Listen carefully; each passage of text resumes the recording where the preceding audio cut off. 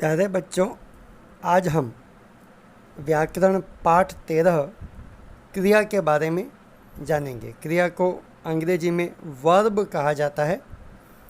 क्रिया ट्रांजिटिव और इंट्रांजिटिव दो प्रकार की होती है, यह भी हम जानेंगे। चलना, उठना, बैठना, दौड़ना, खाना, पीना, हिलना, बोलना, खांसना, ये सभी शब्द जिनसे हमें किसी काम के करने या होने का पता चलता है, जैसे हवा चल रही है, पत्तियां हिल रही हैं, बारिश हो रही है, पानी गिर रहा है, ये सभी शब्द जो किसी काम के करने या होने को बताते हैं, वे शब्द क्रिया कहलाते हैं। आप अपनी छोटी कक्षा में 5वीं कक्षा में इन शब्दों के बारे में, इसके बारे में जान चुके हैं। अब सबसे महत्वपूर्ण बात यह है कि हम ये जानें कि क्रिया बनती कहाँ से है।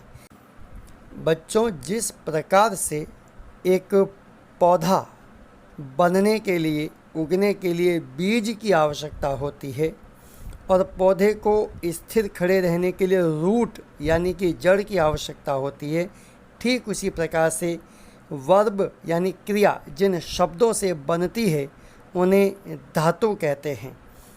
आपने संस्कृत में धातु शब्दों को पढ़ा है, जैसे चल, चल के पीछे लगाया ना तो बना चलना, ये जो चल शब्द है यह धातु है। इसी प्रकार से देख, जिसे हम संस्कृत में दृश्य कहते हैं, यह दृश्य का मतलब देखना, यह मूल धातु है। इसी प्रकार से गम, गम का मतलब जाना, तो ये जो गम धातु है ये जा के रूप में जाना अर्थात क्रिया को बनाती है। ठीक इसी प्रकार से पठ, पठ से पढ़ना, ये पढ़ना जो है क्रिया है। और इसी प्रकार से देख, देखना, बोल से बोलना, हंस से हंसना, रो से रोना, मुस्कुराना, मुस्कुरा से मुस्कुराना, इस प्रकार से ये जो शब्द होते हैं ये धातु कहलाते हैं। तो क्रिया जिन मूल शब्दों से बनती है वे धातु कहलाते हैं। अगर हम क्रिया के पीछे से ता है, ती है, रहा है, रही है, था, थे, थी, चुका, चुकी, चुके इत्यादि हटा दें तो जो मूल शब्द हमारे सामने आएगा वह धातु कहलाएगा। आपके स्क्रीन पर भी देखिए पढ़ना दिया हुआ है, लिखना दिया हुआ है, दौड़ना दिया हुआ है। तो इस पढ़ना में से ना निकाल दो, लिखना में से ना निकाल दो, दौड़ना में से ना निकाल दो, तो पीछे बचता है पढ़, लिख और दौड़, ये धातु हैं। इसी प्रकार से पढ़ना से बना है पढ़ती है, लिखना से बना है लिखता है, दौड़ रहा है। अब इसमें से हम पढ़ती है में से ती है हटा दें, लिखता है में से ता है हटा दें और दौड़ रहा है में से रहा है हटा दें, तो पीछे पढ़, लिख और दौड़ शब्द ही बचते हैं। तो इस प्रकार से जो शब्द पीछे या शेष बचते हैं वे मूल शब्द कहलाते हैं। क्रिया के बनने में मूल शब्दों का बहुत बड़ा योगदान होता है। अब हम जानेंगे कि क्रिया के कितने भेद होते हैं। आपने अपनी पिछली कक्षा में भी पढ़ा है, क्रिया के 2 भेद होते हैं, जिसे सकर्मक क्रिया एवं अकर्मक क्रिया कहते हैं। अब हम सकर्मक क्रिया के बारे में जानेंगे। आपने कारक की विभक्तियों में पढ़ा है कि जब क्रिया से को या क्या प्रश्न पूछा जाता है तो जो उत्तर आता है वह उसका काम होता है, कर्म होता है। तो जब क्रिया से प्रश्न पूछने पर क्रिया एक सही उत्तर दे तो वह क्रिया काम करने वाली क्रिया होती है, इसलिए वह सकर्मक क्रिया कहलाती है। स का मतलब साथ, कर्म का मतलब काम और क का मतलब करना। जो क्रिया अपने साथ काम लेकर चलती है वह सकर्मक क्रिया कहलाती है। सकर्मक का मतलब होता है कर्म के साथ। जिस क्रिया में कर्म होता है वही सकर्मक क्रिया होती है। क्रिया से जब हम प्रश्न पूछते हैं क्या या किसे, तो उनका उत्तर कर्म के रूप में आता है। इससे हम पहचान सकते हैं कि इसमें कर्म है या नहीं है। कभी कभी सकर्मक क्रिया में कर्म छिपा हुआ होता है। जैसे आपसे पूछा राम ने खाया, अब पूछा क्या खाया, तो उसने कुछ ना कुछ तो खाया ही होगा।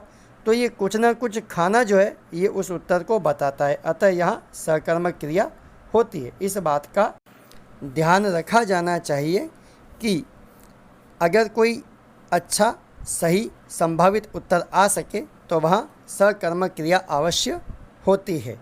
इसी प्रकार से क्रिया द्विकर्मक भी होती है, एक साथ दो काम भी हो सकते हैं। जैसे आपके स्क्रीन पर उदाहरण है, नेहा शिशु को खाना खिला रही है।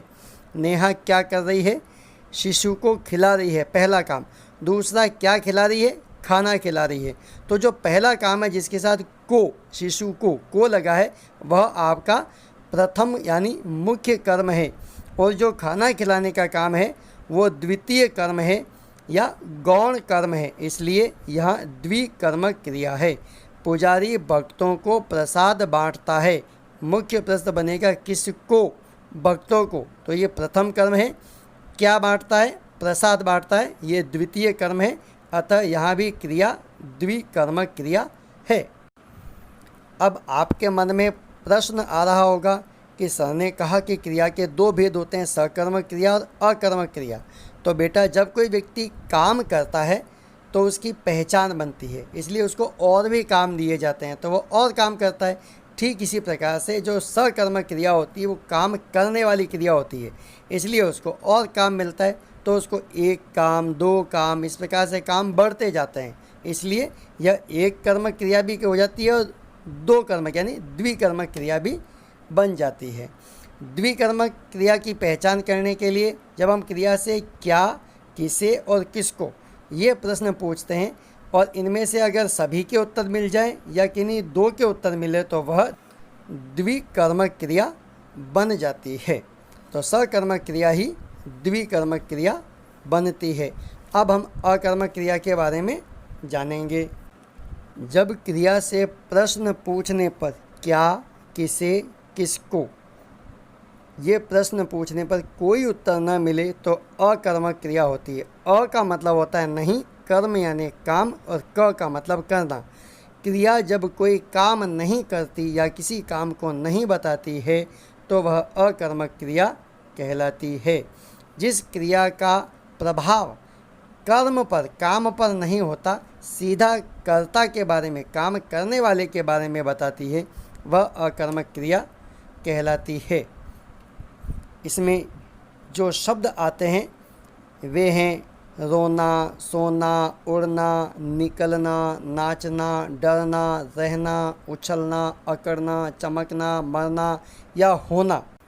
जैसे बारिश होना, बारिश अपने आप होती है, इसे कोई करता नहीं है। हवा बह रही है, हवा अपने आप बहती है, कोई इसे बहाता नहीं है। तो ऐसे जो शब्द हैं बहना, होना, ये अकर्मक क्रिया की ओर इशारा करते हैं, संकेत करते हैं। तो हमें उम्मीद है कि आप सकर्मक एवं अकर्मक क्रिया को समझ चुके होंगे। जब आप क्रिया से प्रश्न पूछेंगे तो सही उत्तर देने वाली क्रिया सकर्मक क्रिया होगी, जबकि सीधे सीधे कर्ता के बारे में बताने वाली क्रिया अकर्मक क्रिया होगी। क्रिया से क्या, किसे और किसको पूछने पर सकर्मक और इनका उत्तर न मिलने पर अकर्मक की पहचान होती है। जैसे काव्या दौड़ रही है, क्या दौड़ रही है, पता नहीं। किसको दौड़ रही है, पता नहीं। कैसे दौड़ रही है, पता नहीं। कौन दौड़ रहा है ये पता है, तो कौन जो होता है वो कर्ता को बताता है। इस प्रकार यह अकर्मक क्रिया है। तो प्यारे बच्चों, अब आप समझ गए होंगे कि सकर्मक और अकर्मक क्रिया क्या होती है। आप स्वयं अपने आप प्रश्नों को हल कर सकेंगे, ऐसी ही उम्मीद के साथ बहुत बहुत धन्यवाद।